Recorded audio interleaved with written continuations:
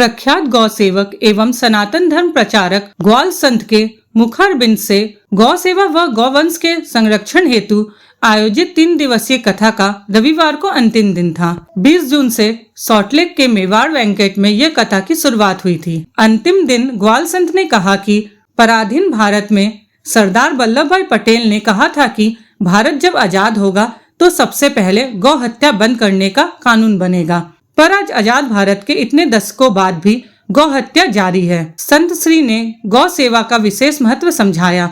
उन्होंने कहा कि एक गाय की सेवा से 33 करोड़ देवताओं की पूजा जितना पुण्य मिलता है। यही वजह है कि स्वयं भगवान भी गाय की सेवा करते थे। उन्होंने कहा कि गायों की वर्तमान स्थिति ठीक नहीं है और इसे बदलना होगा। उन्होंने देश में और गौशालाएं खोलने की जरूरत बताई। ये कलयुग है और कलयुग में गौ रक्षा गौ सेवा कितना मायने रखता है और क्यों जरूरी है? कलयुग में गौ माता की सेवा, उपासना, रक्षा जो आप पूछ रहे हैं, कलयुग केवल नाम आधारा तो कहा ही है। किसके नाम की आश्रय लेकर के हम पार होंगे? कलयुग कहा ना, कलयुग केवल नाम आधारा। लेकिन जिसके नाम की हम चर्चा करके पार होते हैं वह स्वयं हमारे ठाकुर जी, वह स्वयं हमारे कृष्ण, हमारे राम। हम स्वयं आकर के पृथ्वी पर जब विराजमान होते हैं प्रत्यक्ष में, तो वह अपनी आराध्या के रूप में पूज्य गौ माता की सेवा करते हैं, रक्षा करते हैं, सुरक्षा करते हैं।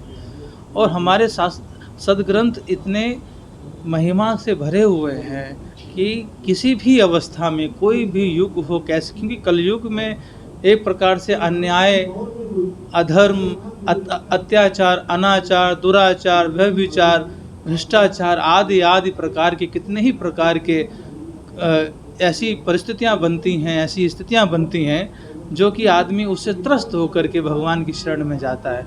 आप देखें, हमारे गोविंद भी जब कुछ उनके ऊपर नज़र टोना कुछ लगता है तो उनकी भी मैया पूँछ हिला करके गाय की सेवा करवाती है, उसकी पूँछ से उनकी नज़र टोटका उतारती है। तो गौ माता की सेवा, अब देखिए, चाहे कोई भी युग हो, कलयुग हो, कैसे भी हो, अन्न तो वो पाएगा ही, प्रसाद उसको पाना ही है। अगर अन्न गौ आधारित कृषि से उत्पन्न ना हुआ होगा, जहर युक्त कृषि का होगा, तो आदमी की स्थिति, उसके जीवन, उसकी हर प्रकार का स्वास्थ्य, कुछ भी है, वो विनाश की ओर ही जाता है। सभी गौ सेवा करना चाहते हैं, पर हम जहाँ रहते हैं, क्योंकि शहर है, यहाँ पे सुविधाएं बहुत कम है और लोगों के पास समय भी बहुत कम है, तो वो इन कम सुविधाओं में, कम समय में गौ सेवा कैसे कर सकते हैं, आप ये बताएं। जय गौ माता, जय गोपाल। गोधाम महातीर्थ पथमेड़ा के राष्ट्रीय संयोजक पूज्य गुरुदेव ग्वाल संत जी के कृपा पात्र शिष्य में स्वामी गौशरणानंद सरस्वती, आज कलकत्ता में जो गुरुदेव की कथा हो रही है, ये गौ संवर्धन और गौ संरक्षण को लेकर के हो रही है। ये मुख्य विषय ये है कि जिस प्रकार गोधाम महातीर्थ पथमेड़ा में आज गौ संवर्धन हो रहा है, गौ संरक्षण हो रहा है, उस प्रकार से आपका जो प्रश्न है कि किस प्रकार से गौ सेवा घर घर होनी चाहिए, वैसे तो आप घर घर सेवा कर सकते हैं गौ माता की, लेकिन अगर घर में गौ माता नहीं रख सके, घर में अगर घास उपलब्ध नहीं हो, तो आप सामूहिक 5, 25, 50 लोग मिलकर के एक छोटी सी गोष्ठ बना करके 150 गौ माता की सेवा करके दूध भी उपलब्ध कर सकते हैं, दही उपलब्ध कर सकते हैं, गौ माता का घृत, गौ माता का गौमूत्र, गौ माता का गोबर, कई प्रकार के गौ उत्पाद आपको गव्य उपलब्ध हो सकते हैं। इस प्रकार से गौ संवर्धन हो सकता है। गौ सेवा के लिए सभी बात कर रहे हैं कि गौ सेवा करनी चाहिए लोगों को।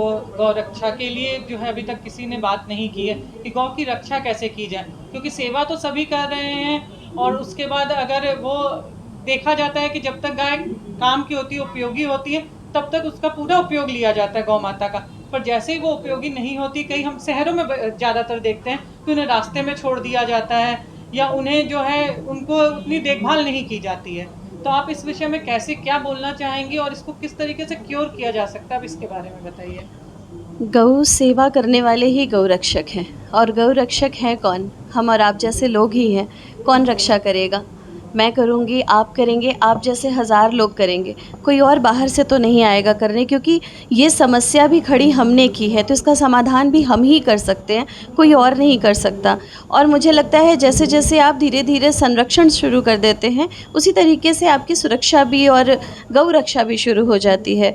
तो जिस प्रकार अभी मेरे पास जितनी भी गौ माता हैं, लगभग 1,500 गौ माता हैं जिनकी सेवा वहाँ पर होती है, जिनका संरक्षण ऐसे ही हुआ है, तस्करों से बचाकर ही वो गौ माता मेरे पास लाई गई हैं, कई एक्सीडेंट से लाई गई हैं, कई बीमार हैं, अपाहिज हैं। तो किसी न किसी एक को तो खड़ा होना ही पड़ेगा, कोई ना कोई तो आगे आकर इस काम में भागीदारी लेगा। और मुझे लगता है कि समस्त समाज इस काम में भागीदारी लेना चाहता है और ले भी रहा है।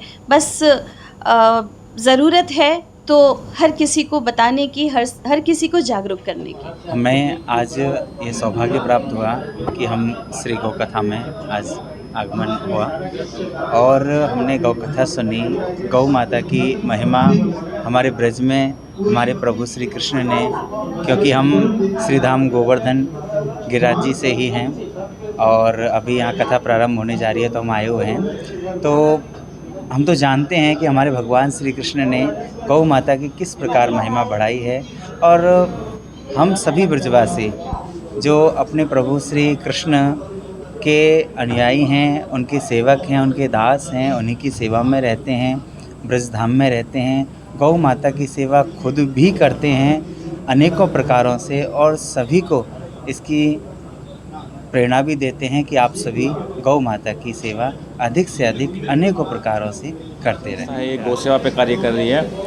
लोगों के अंदर में, गौ माता के अंदर में, गौ माता के लिए विश्वास और उसकी सेवा की भावना को जगाने के लिए हमने ये प्रोग्राम को रखा है। और महाराज जी ने एक बहुत बड़ी आज बात कही, स्वावलंबी। अभी लोगों के अंदर में एक विचार आ रखा है कि गौ माता गौशाला स्वावलंबी कैसे बने। ये एक मूर्खता का विषय है। लोग दूध, गोबर ये सब बेच के जो है गौशाला चलाने की बात कर रहे हैं, जबकि ये सब एकदम मिथ्या है। कोई कभी भी गोबर बेच के या दूध बेच कर गौशाला नहीं चलती हैं। गौशालाएँ जो चलती हैं वो, क्योंकि हम गाय को जब माता मानते हैं तो एक बेटा जो है अपनी माँ को कमाने के लिए कैसे छोड़ सकता है। तो ये जो गौशाला के लिए जो सेवा हमें करनी है तो स्वावलंबी का दरकार क्या है।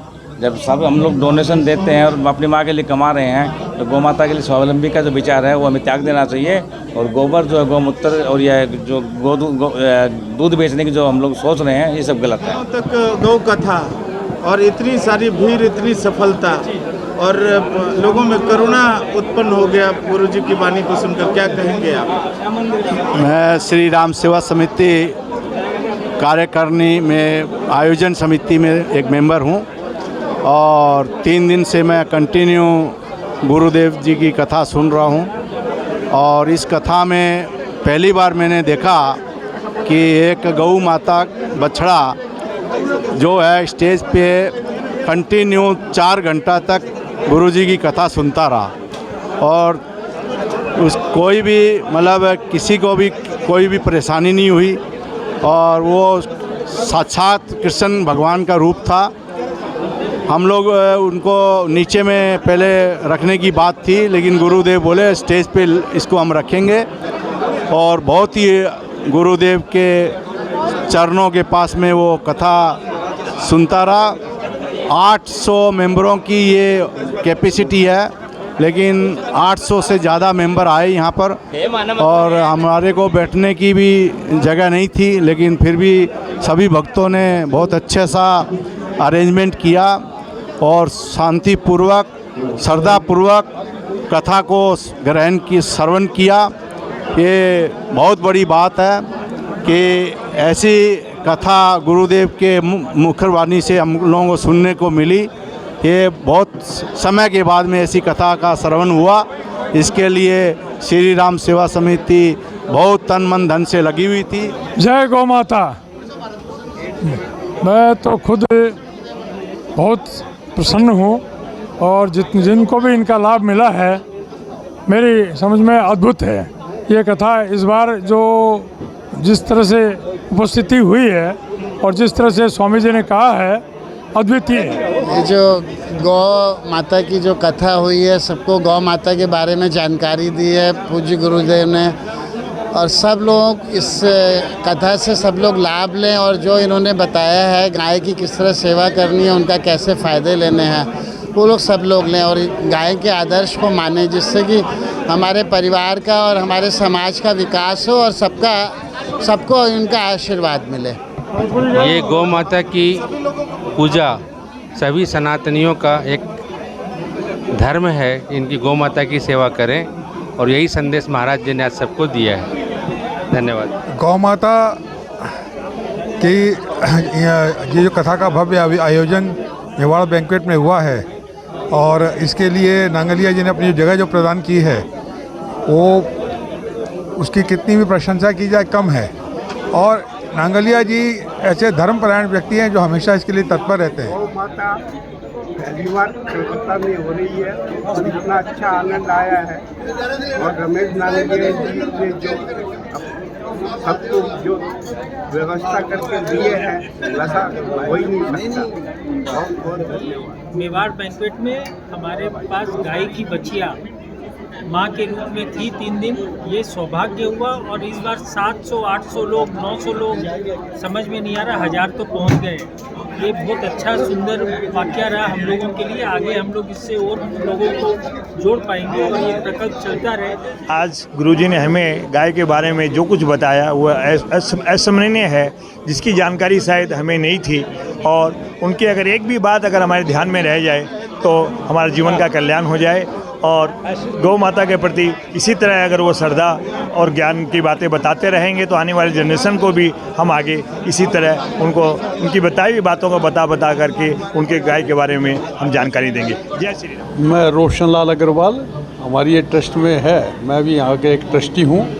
और ये जो अभी 20, 21, 22 3 दिन का हमने ये गौ कथा का प्रोग्राम रखा है और ये ग्वाल संत हैं, इन्होंने गऊ के ऊपर ये मतलब काम करते हैं और इन्होंने 365 दिन गऊ कथा की है, एक स्थान पर बैठे कंटिन्यू। उन्होंने आकर के हमने यहाँ पर गऊ के बारे में इन्होंने गऊ की महिमा हम लोगों को समझाने की चेष्टा की है।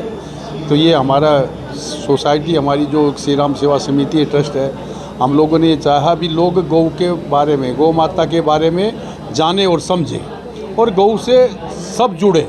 हमारा यही देह है भाई, सब जो है प्राणी गौ से जुड़े। जो अभी 3 दिन जो गुरुजी ने रस बरसाया है उसका कोई हम लोग वर्णन नहीं कर पा रहे हैं। हम तो ये कहते हैं कि ऐसे गुरुजी हम लोगों को हर साल आएँ और प्रेरणा दें। यही हम लोगों के आज भीख भी गुरुजी से मांग रहे थे कि गुरुजी आप यस करिए कि ताकि हर साल हम लोगों को सोए हुओं को जगाते रहें। यही हमारी मनोकामना है। गौ माता जय गोपाल। जय गौ माता, जय गोपाल, जय हिंद। जय गौ माता, जय गोपाल, जय हिंद। गौओं की सेवा करनी चाहिए। श्री राम सेवा समिति का बहुत बहुत बधाई, बहुत बहुत है। इनके सभी सदस्यों को, सभी कार्यकर्ता को बहुत बहुत बधाई। और जो अभी लास्ट में देवरालिया जी ने कहा ये भगवान की दया से हर साल होनी चाहिए, तो मैं देवरालिया जी का समर्थन करता हूँ। वो हमारे दोस्त पूज्य संत पहली बार यहाँ पर पधारे हैं और इतनी सुंदर कथा करी जो जीवन में कभी सुनी नहीं और कल्पना से भारी गौ माता की कृपा है। अपार सफलता, इतनी अपार भीड़ हुई और महाराज जी का इतने आशीर्वचन भाव विभोर हो गया हम सुनकर। ये आपके कलकत्ता में जो श्री राम सेवा चैरिटेबल ट्रस्ट के द्वारा जो कथा करवाई गई, निश्चित रूप से यहाँ के जितने भी गौ भक्त हैं हमारे कलकत्ता के, वेस्ट बंगाल के, उनके अंदर ज़रूर एक निश्चित रूप से एक बहुत बड़ी गौ भक्ति आएगी। और हम सभी जानते हैं कि गौ माता में 33 करोड़ देवी देवताओं का वास होता है, लेकिन हम लोग इसको अब कलयुग की भाषा में कहते हैं, लेकिन वास्तविक में जो भी गौ भक्त गौ माता से जुड़ता है निश्चित रूप से उन्हें गौ माता का एक बहुत बड़ा लाभ मिलता है। जय गौ माता की। मेरा नाम राजेश अग्रवाल। कलकत्ता में प्रत्येक वर्ष कहीं न कहीं गौ सेवा के लिए कथाएं होती है। हमारे श्रद्धावान संत यहाँ आते रहते हैं, परंतु इतनी बड़ी संख्या में गौ सेवा के लिए इतनी बड़ी संख्या में लोगों का आना और संत को सुनना, मनन करना, श्रवण करना, ये अपने आप में बहुत ही अनोखा कार्यक्रम हुआ है। और लगातार 3 दिन लोग भर संख्या में आए हैं और पूरा प्रवचन सुनने के बाद ही अपने स्थान से गए हैं। तो ये कलकत्ता में एक बहुत बड़ा इतिहास रचा गया है। मुझे लगता है पहली बार कोलकाता के इतिहास में ऐसा कार्यक्रम हो पाया है। धन्यवाद। जय गौ माता। गोपाल। 3 दिवसीय गौ माता की कथा जो सुन के आनंद ऐसा लगा कि गौ माता के सिवा हमारे और हम सब के जीवन में कुछ भी नहीं है। आज गौ माता की कथा सुनने के बाद ऐसा लगता है कि हम लोग आज तक सुन थे और राम कथा भागवत सब कुछ सुनते हुए, लेकिन गौ माता की कथा सुन के जो स्वामी जी के मुखारबिंद से जो अर्पण किया, जीवन में धन्य हो गया। ऐसा अवसर फिर हमारे जीवन में मिले और युवा शक्ति जो आज अपनी टीम के साथ पूरे इस कथा का प्रचार प्रसार में अपने आप को लगाया है, उनको भी बहुत बहुत साधुवाद है।